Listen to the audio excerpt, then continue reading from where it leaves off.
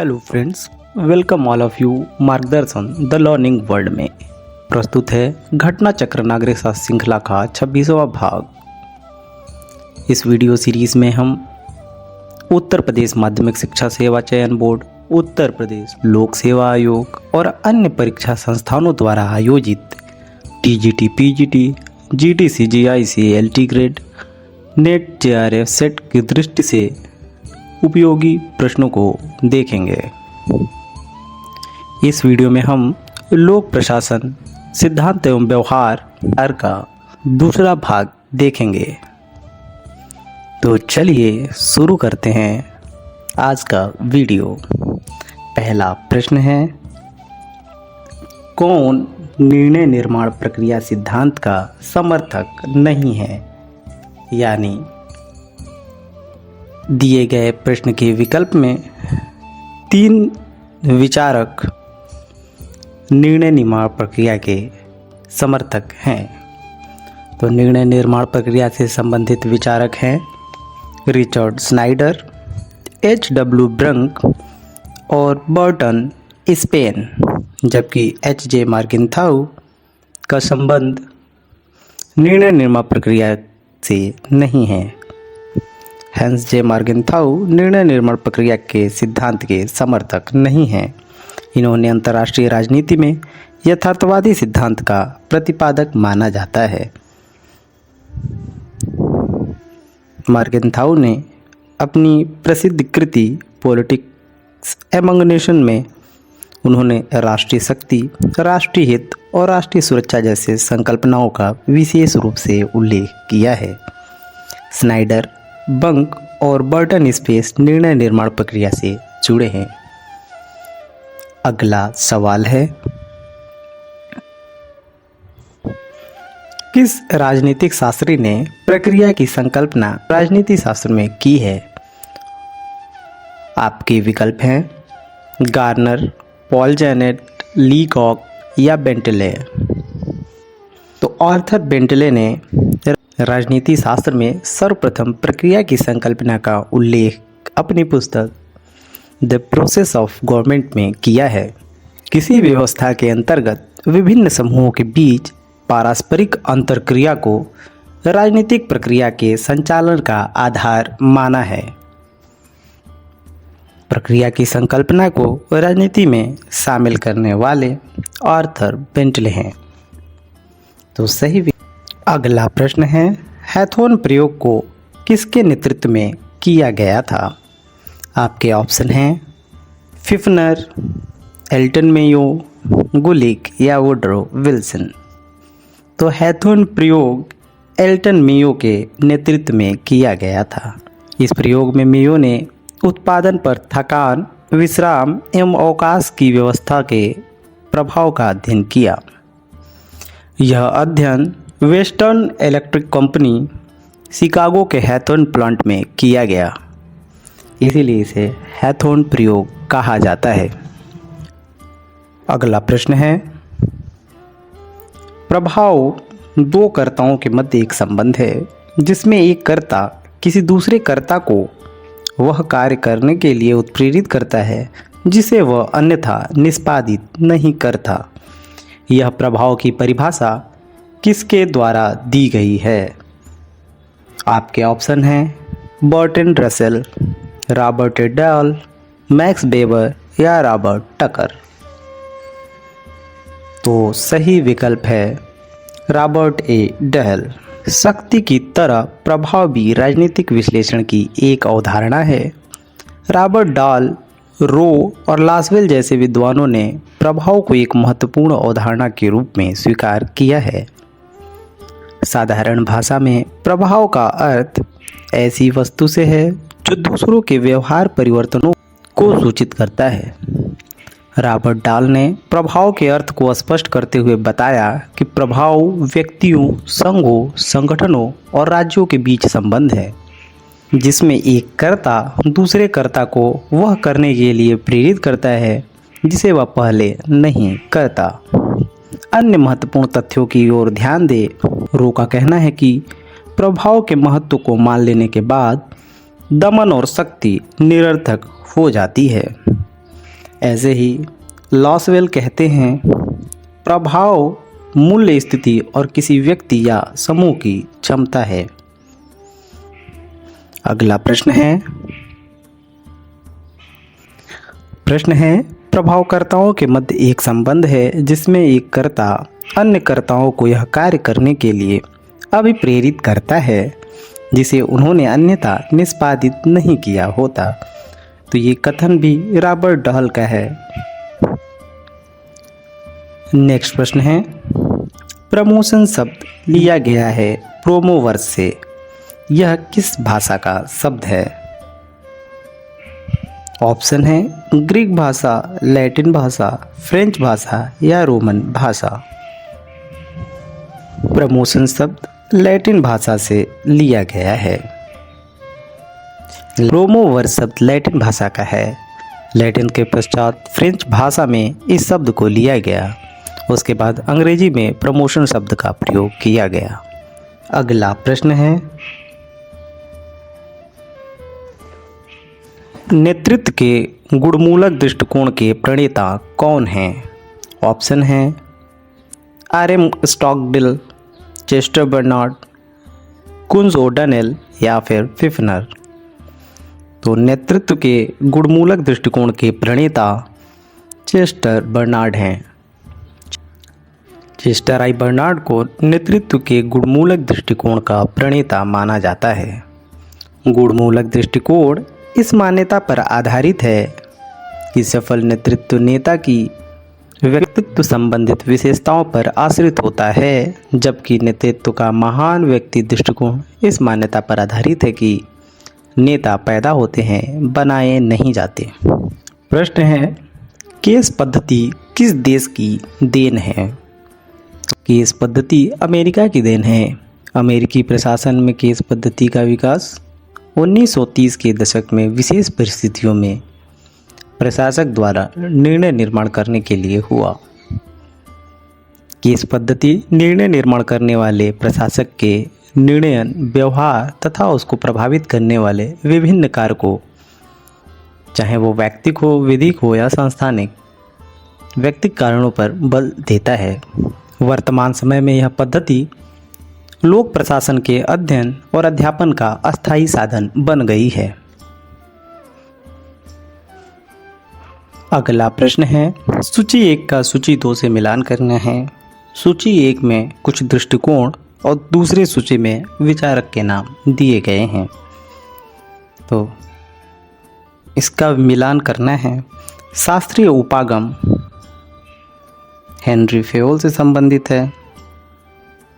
वैज्ञानिक प्रबंध उपागम फ्रेडरिक टेलर से,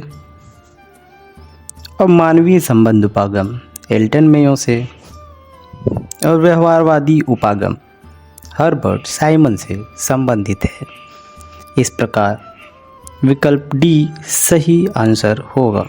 प्रश्न है, पोस्ट कार्ब की अवधारणा किसके द्वारा दी गई? ऑप्शन है लूथर गुलिक, एल.डी. वाइट, विलोवी या गैलक्राइस्ट। तो पोस्ट कार्ब की अवधारणा लूथर गुलिक द्वारा दी गई है। लोक प्रशासन के कार्यक्षेत्र के संबंध में लूथर गुलिक ने जिस मत को प्रतिपादित किया है उसे पोस्ट कार्ब कहा जाता है। पोस्ट नहीं है, टी नहीं है, डी है, ध्यान दें। और उसमें लेटर की संख्या 8 है, लेकिन कार्य क्षेत्र केवल 7 बताए गए हैं, जिसमें CO एक साथ है और CO का मतलब कोऑर्डिनेशन होता है। तो लोक प्रशासन प्रशासन की प्रक्रियाओं का अध्ययन है। लोक प्रशासन के कार्य क्षेत्र के संबंध में लूथर गुलिक ने जिस मत को प्रतिपादित किया है उसे पोस्ट कार्ब कहा जाता है। पोस्ट कार्ब शब्द अंग्रेजी भाषा के 7 प्रथम अक्षरों को मिलाकर बनाया गया है, जो इस प्रकार है। P for planning, O for organising, S for staffing, D for directing, CO साथ में है, C अलग और O अलग नहीं है, ध्यान दें। और बार बार पूछता है CO का मतलब क्या है पोस्ट कार्ब में, तो ध्यान रखें। CO मतलब कोऑर्डिनेशन, R मतलब रिपोर्टिंग और B मतलब बजटिंग होता है। फिर वही सवाल, पोस्ट कॉर्प का सिद्धांत किसने दिया? लूथर गुलिक ने।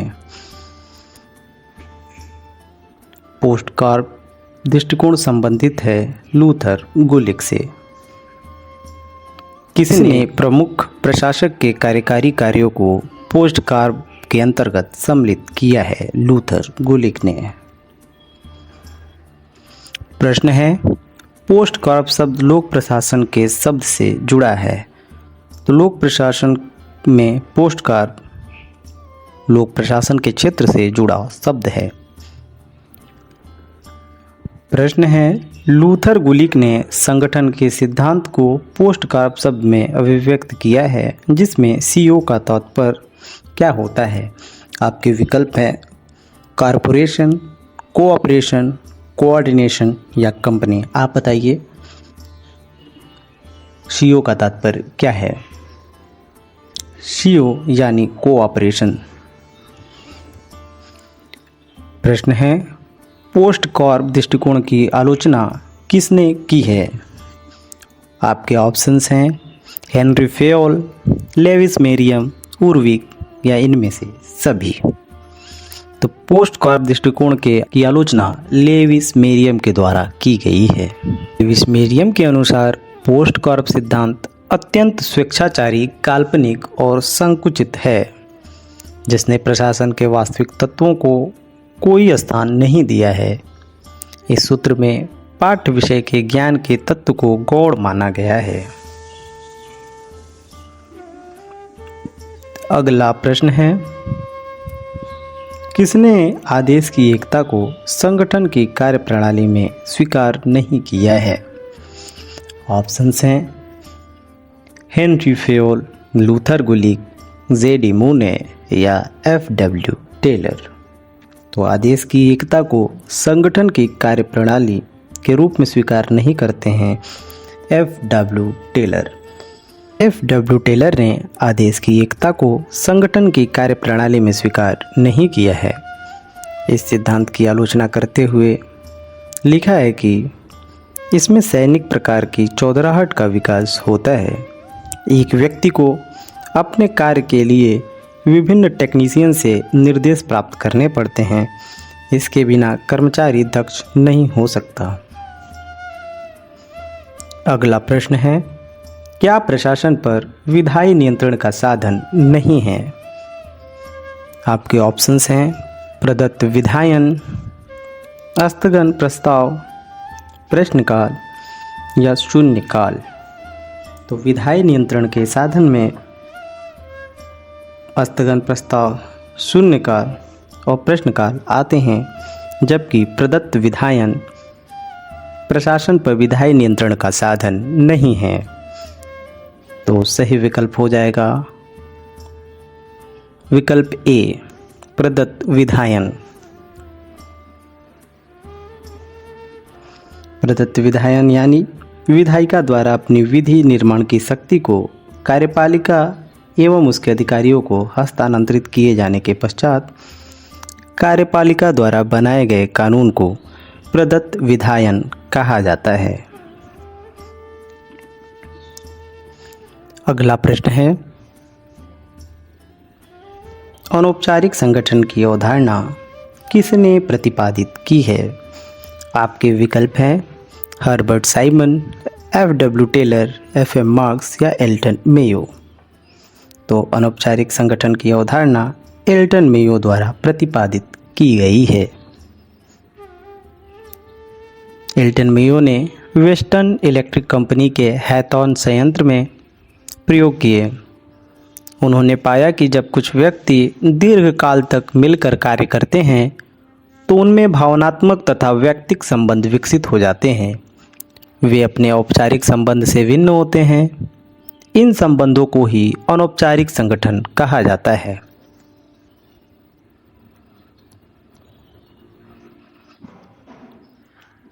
अगला सवाल है, सूची 1 का सूची 2 से मिलान करना है। तो चलिए देखते हैं। मार्गेनथाउ का संबंध यथार्थवादी संप्रदाय से है।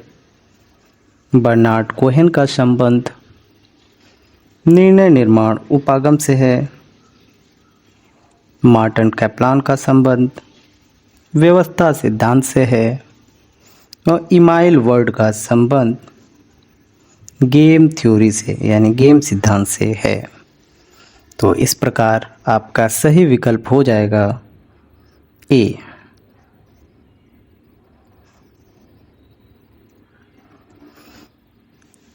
अगला प्रश्न है, कौन सा अनौपचारिक तथा अंगूरलता संचार का उदाहरण है? अनौपचारिक या अंगूरलता यानी grapevine. Grapevine communication का उदाहरण है एकल छोर, गप्पे मारना, संभावनाएं, उपयुक्त सभी। तो सही विकल्प है अनौपचारिक या अंगूरलता या ग्रेप वाइन संचार का उदाहरण है एकल छोर, गप्पे मारना और संभावनाएं। अनौपचारिक या अंगूरलता संचार या ग्रेप वाइन संचार का कोई क्रम नहीं होता है, किंतु उनका एक आधार यानी एकल छोर अवश्य होता है जहां से संचार का प्रेषण होता है। कई बार ये अनौपचारिक वार्ताएं अफवाहों यानी गप्पों का रूप ले लेती है। इन सभी कठिनाइयों के कारण अंगूरलता प्रणाली को संगठन में अधिक महत्व नहीं दिया जाता है। इस संचार प्रणाली में संभावना ही रहती है, सत्यता नहीं। अगला प्रश्न है, कौन सा युग सही सुमेलित नहीं है? आदेश की एकता फ्यूल से संबंधित है, नियंत्रण का विस्तार उर्विक से संबंधित है, पद सोपान मुने से संबंधित है, जबकि प्रदत्तीकरण फेरल हेडजी से संबंधित नहीं है। इस प्रकार गलत विकल्प है ऑप्शन डी। प्रश्न है,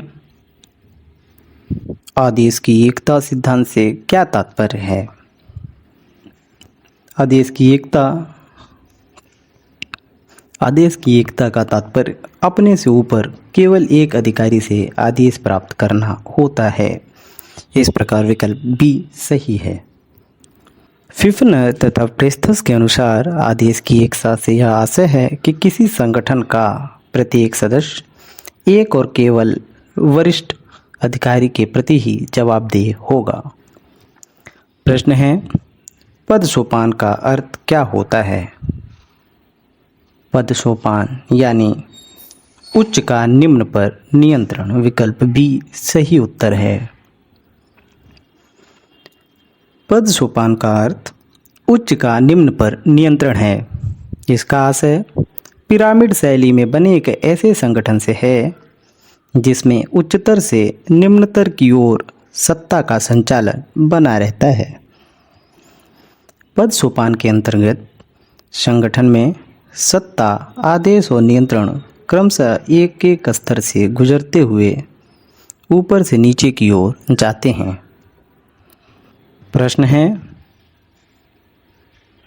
निम्न में से कौन पद सोपान की मौलिक विशेषता में से एक विशेषता नहीं है? आपके विकल्प हैं आदेश की एकता, निर्देश की बहुलता, उत्तरदायित्व की अनुरूप सत्ता या उचित माध्यम का सिद्धांत। तो पद सोपान की मौलिक विशेषता में नहीं आता है निर्देश की बहुलता। विकल्प बी सही उत्तर होगा। निर्देश की बहुलता पद सोपान की मौलिक विशेषता में नहीं है। पद सोपान की मौलिक विशेषता आदेश की एकता का पालन होता है, उत्तरदायित्व के अनुरूप सत्ता का प्रत्यायोजन होता है, कार्य करने का उचित मार्ग यानी प्रॉपर चैनल पद सोपान की विशेषता होता है।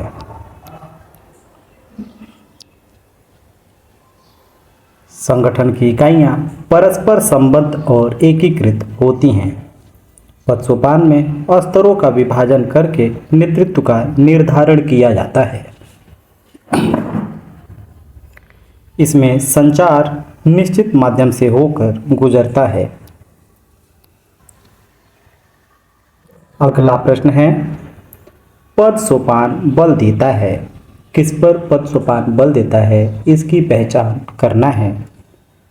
आपके विकल्प हैं, संगठन की इकाइयों के विभाजन पर पद सोपान बल देता है, पिरामिडीय संरचना पर बल देता है, उत्तरदायित्व नीचे से शीर्ष की ओर पर पद सोपान बल देता है, या उपयुक्त सभी पर। तो यहाँ पर सही जवाब होगा उपयुक्त सभी पर पद सोपान बल देता है।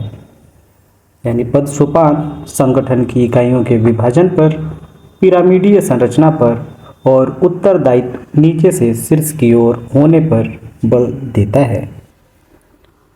पद सोपान के अंतर्गत संगठन में प्रशासनिक क्रियाकलापों को इकाइयों और उप इकाइयों में विभाजित कर दिया जाता है। साथ ही साथ ये इकाइयाँ समाहित भी रहती हैं। इनमें संगठन का ढांचा पिरामिडीय आकार का होता है और सर्वोच्च अधिकारी शीर्ष पर विराजमान रहता है। उत्तरदायित्व का निर्धारण नीचे से शीर्ष की ओर होता है, क्योंकि प्रत्येक नीचे का कर्मचारी अपने से उच्च अधिकारी के प्रति उत्तरदायी होता है। अगला प्रश्न है, ओ और एम संबंधित है किससे? रीटेक। ओ और एम अंग्रेजी भाषा में ऑर्गेनाइजेशन और मेथड का शॉर्ट फॉर्म है। इसे हिंदी में संगठन एवं प्रणाली कहते हैं। भारत तथा ब्रिटेन में ओ और एम का यही अर्थ लिया जाता है, जबकि अमेरिका में कभी कभी इसे विस्तृत अर्थ में लिया जाता है। वहाँ इसे संगठन तथा प्रबंध के रूप में लिया जाता है। प्रश्न है,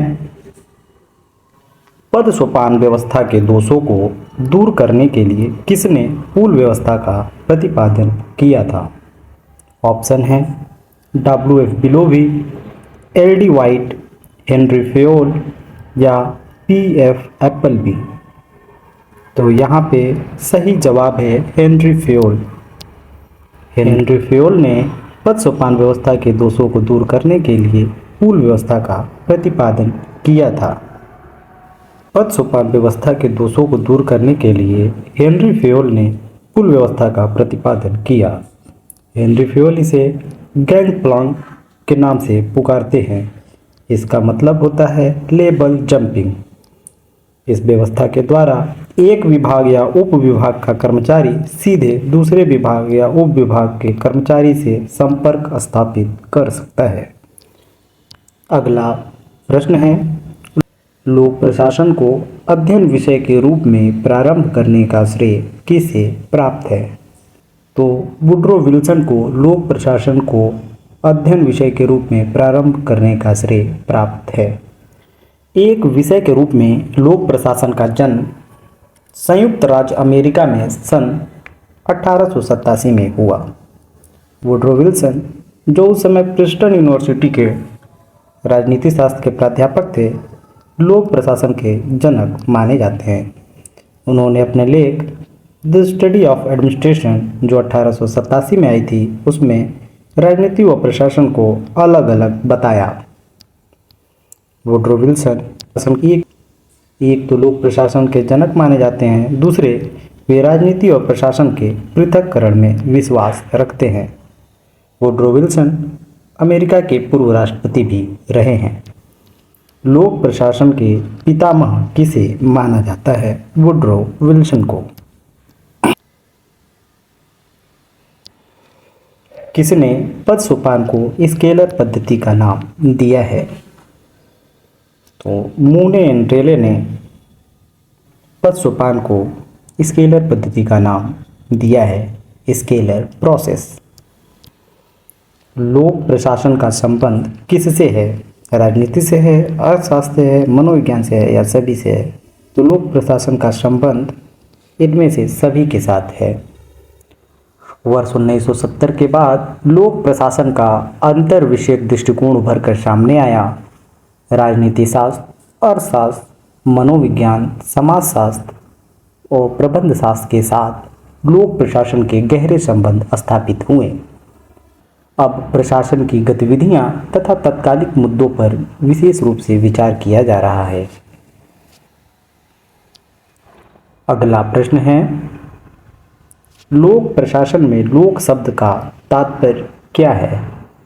ऑप्शंस हैं जनता, समाज, कार्यपालिका या सरकार। तो लोक प्रशासन में लोक शब्द का अर्थ है जनता, अर्थात जो प्रशासन आम लोगों के लिए है वही लोक प्रशासन है।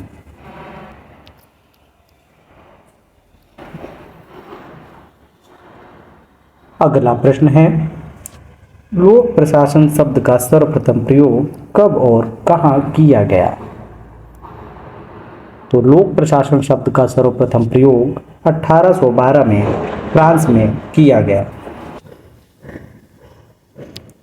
एक फ्रांसीसी लेखक थे जीन बोनिन, जो 1812 में लोक प्रशासन के सिद्धांत नामक विषय की एक पुस्तक लिखी। इन्होंने नेपोलियन के शासनकाल में सरकारी अधिकारियों के लिए प्रशासनिक संहिता का मसौदा तैयार किया। प्रश्न है, लोक प्रशासन पर न्यायालय के नियंत्रण की दशा कौन सी है? तो आपको पहचानना है कि लोक प्रशासन पर न्यायालय के नियंत्रण की दशा कौन सी है। ऑप्शंस हैं अधिकार क्षेत्र का अभाव, ऑप्शन बी विवेक का अनुचित उपयोग, ऑप्शन सी प्रक्रिया संबंधी त्रुटि और ऑप्शन डी इनमें से सभी। तो लोक प्रशासन पर न्यायालय निम्न दशाओं में हस्तक्षेप कर नियंत्रण कर सकता है। अगर अधिकार या सत्ता का दुरुपयोग हो, या फिर अधिकार क्षेत्र का अभाव हो, या वैधानिक त्रुटि हो, या तथ्य शोधन या जांच में दोष हो, या प्रक्रिया संबंधी दोष हो, तो न्यायालय लोक प्रशासन पर नियंत्रण कर सकता है। प्रश्न है, नवीन लोक प्रशासन के उदय एवं विकास में कौन सी घटना सहायक रही है? तो आपके विकल्प है सार्वजनिक सेवाओं संबंधित उच्च शिक्षा पर हानि प्रतिवेदक, जो 1967 में आया था। ये लोक प्रशासन के उदय एवं विकास की सहायक घटना है, सही है। मिन्नो-ब्रुक सम्मेलन 1968, ये भी नवीन लोक प्रशासन के उदय एवं विकास संबंधी सहायक घटना है।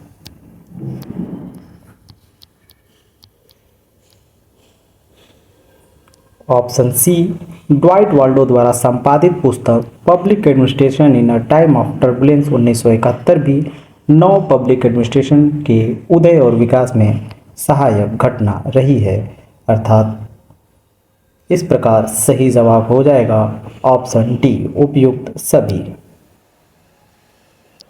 प्रश्न है, 1968 का मिन्नो-ब्रुक सम्मेलन संबंधित है किससे? लोक प्रशासन से, नवीन लोक प्रशासन से, निजी प्रशासन या संगठन से? तो 1968 का मिन्नो-ब्रुक सम्मेलन नवीन लोक प्रशासन से संबंधित है। 1968 के मिन्नो-ब्रुक सम्मेलन के पश्चात लोक प्रशासन के क्षेत्र में भी नए विचारों का सूत्रपात हुआ है और इन विचारों को नवीन लोक प्रशासन की संज्ञा दी गई है। वर्ष 1971 में फ्रैंक मेरिनी द्वारा संपादित एक पुस्तक नवीन लोक प्रशासन की दिशाएं मिन्नो-ब्रुक पर्सपेक्टिव के प्रकाशन के साथ ही नवीन लोक प्रशासन को मान्यता प्राप्त हुई है।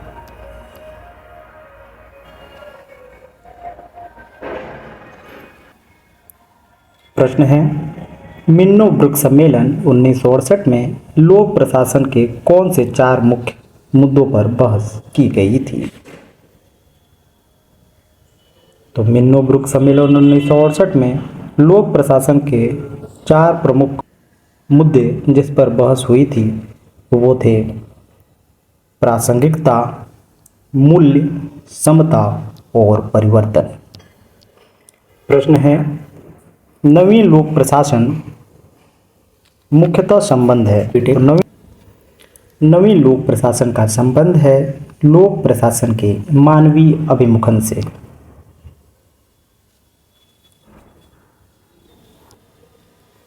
लोक प्रशासन के शास्त्रीय मूल्य दक्षता, मितव्ययिता, उत्पादकता एवं केंद्रीकरण रहे हैं।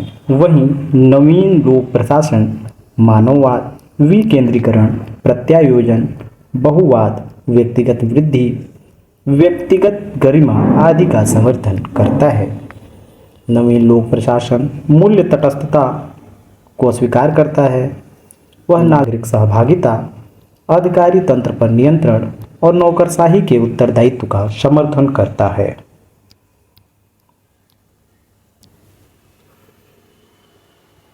अगला प्रश्न है, कौन सी एक विशेषता नौ लोक प्रबंध की नहीं है?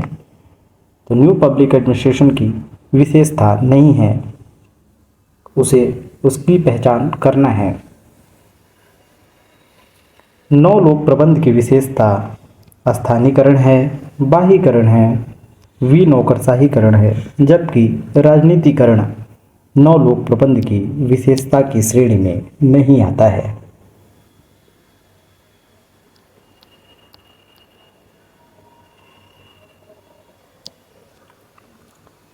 अगला प्रश्न है, कौन सा कथन केंद्रीकरण के गुणों के बारे में सत्य नहीं है? तो देखते हैं विकल्प। केंद्रीकरण आपातकाल से निपटने में प्रभावी होता है, तो ये विकल्प सही है। दूसरा विकल्प है, यानी इससे कार्य के दोहराव से बचाव होता है, ये भी सही है। ये केंद्रीकरण की विशेषता है। ऑप्शन सी है, यह कार्यपालिका की दूसरी पंक्ति के विकास के लिए उपयुक्त है, तो ये दूसरी पंक्ति के विकास के लिए उपयुक्त नहीं है। ऑप्शन डी, यह मानव एवं पूंजीगत संसाधनों के अधिकतम उपयोग में सहायक होता है, तो ये भी सही है। तो क्वेश्चन के अकॉर्डिंग जो केंद्रीकरण के गुणों के बारे में असत्य कथन को पूछ रहा है, वो कथन है ऑप्शन सी। कार्यपालिका की दूसरी पंक्ति का विकास विकेंद्रीकरण का गुण है। संघात्मक शासन प्रणाली में इस प्रकार की कार्यपालिका देखने को मिलती है। भारत जैसे देश में पंचायती राज की स्थापना के साथ कार्यपालिका की तीसरी पंक्ति का विकास दृष्टिगत होता है। प्रश्न है, कौन सा दृष्टिकोण विकेंद्रीकरण को अपने आप में एक उद्देश्य मानता है? ऑप्शन है सिद्धांतवादी दृष्टिकोण, ऑप्शन बी राजनीतिक दृष्टिकोण, ऑप्शन सी प्रशासनिक दृष्टिकोण या ऑप्शन डी दोहरी भूमिका दृष्टिकोण। तो विकेंद्रीकरण को अपने आप में एक उद्देश्य मानता है मतवादी या सिद्धांतवादी दृष्टिकोण।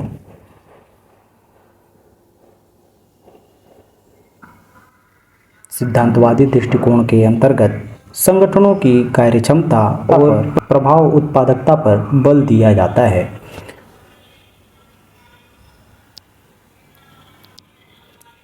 अगला प्रश्न है, किसने नियंत्रण के क्षेत्र को प्रभावित नहीं किया है?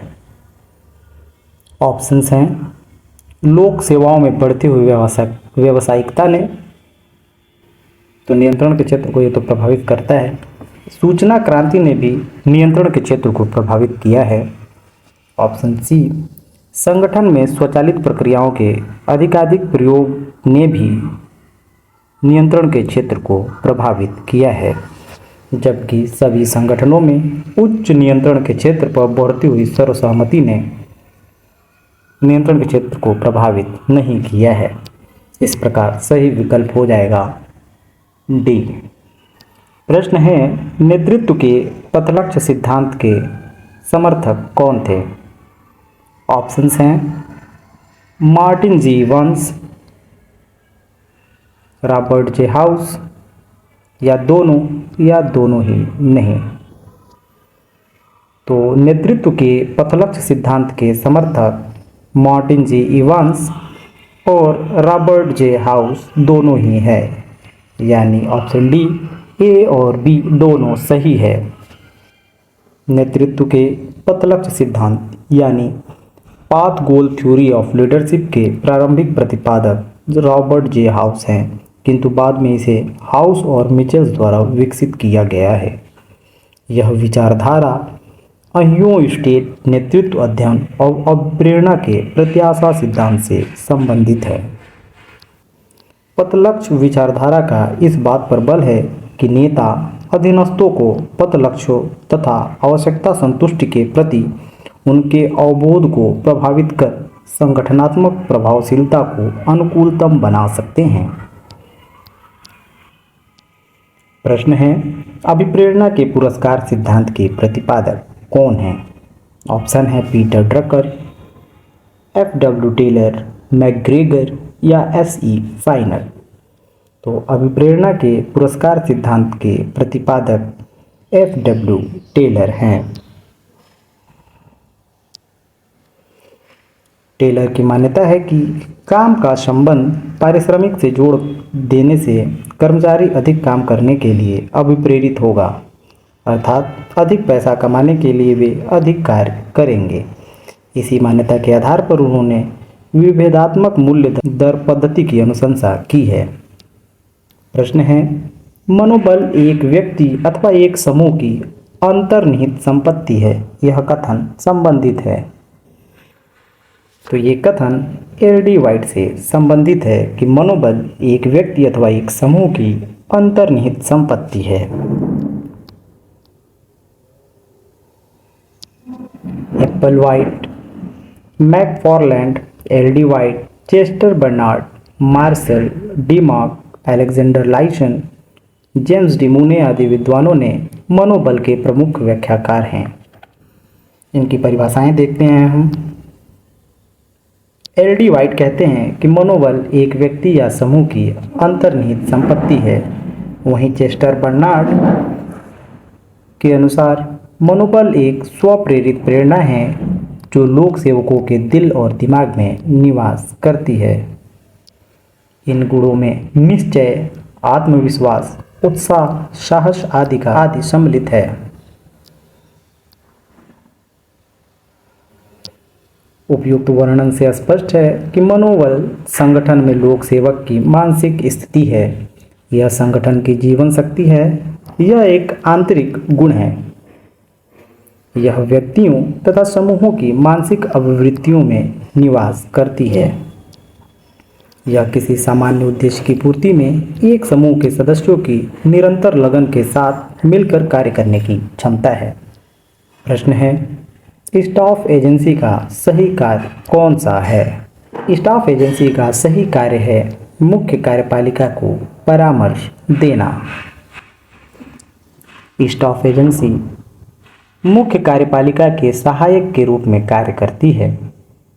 इसका कार्य कार्यपालिका को परामर्श देना होता है। मूने ने स्टाफ अभिकरण के कार्यों के 3 पहलू माने हैं।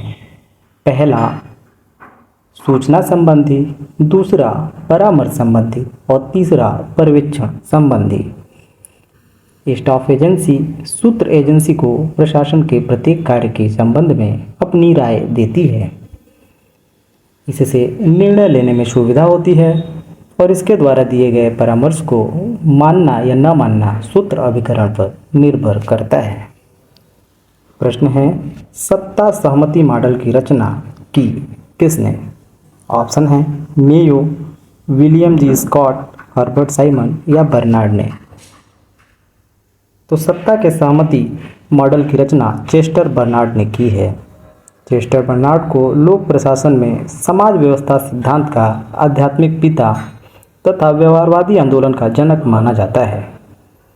बर्नार्ड के अनुसार संगठन सहयोगशील प्रणाली है। सहयोग प्रयोजनों को पूरा करने के लिए व्यक्ति की आवश्यकता में उत्पन्न होता है जिसे वह अकेले प्राप्त नहीं कर सकता। इसके परिणाम स्वरूप संगठन अन्य व्यक्तियों का सहयोग लेता है। बर्नार्ड के अनुसार संगठन के 3 तत्व हैं: संचार, सहयोग की भावना और सामान्य प्रयोजन जो कि कॉमन हो। अगला प्रश्न है, हूवर आयोग ने किस पर आधारित संगठन के निर्माण की सिफारिश की? तो हूवर आयोग ने प्रयोजन के आधार पर संगठन के निर्माण की सिफारिश की। अगला प्रश्न है और इस वीडियो का अंतिम प्रश्न है कि किस प्रशासकीय अभिकरण के पास कार्य संपादन का अधिकार है। तो सूत्र अभिकरण के पास प्रशासकीय कार्य संपादन का अधिकार होता है। संगठन का प्राथमिक कार्य सूत्र अभिकरण द्वारा संपन्न किया जाता है। इनके हाथ में शक्ति होती है जिसके आधार पर ये निर्णय ले सकते हैं अथवा आज्ञाएं प्रसारित कर सकते हैं।